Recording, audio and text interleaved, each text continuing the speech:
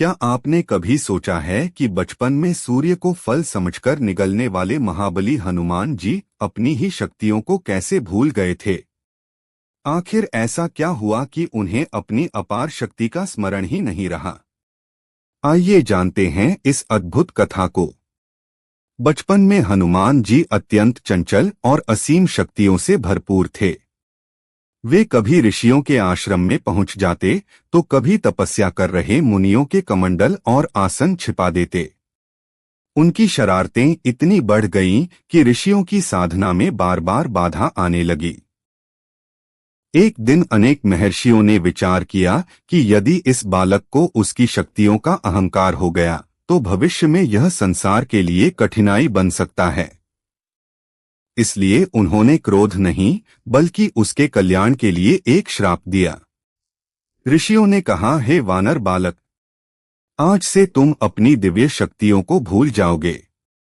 जब कोई तुम्हें तुम्हारी शक्ति का स्मरण कराएगा तभी तुम्हारी सारी शक्तियां पुनः जागृत होंगी।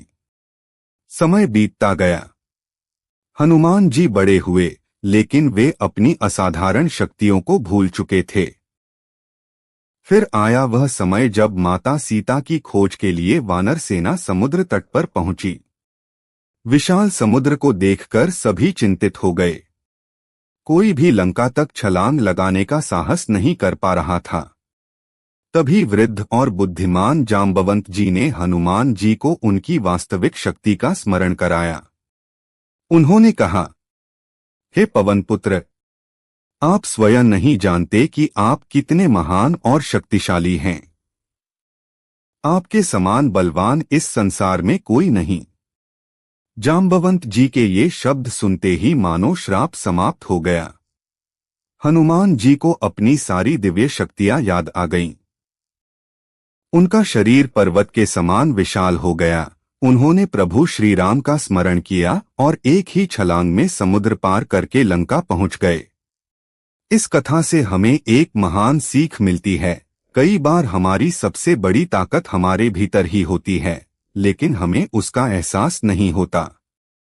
जीवन में सही मार्गदर्शन, आत्मविश्वास और प्रेरणा हमें हमारी छिपी हुई शक्ति का परिचय कराते हैं।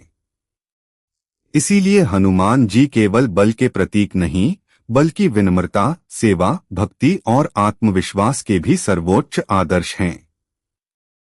जय श्री राम, जय बजरंगबली।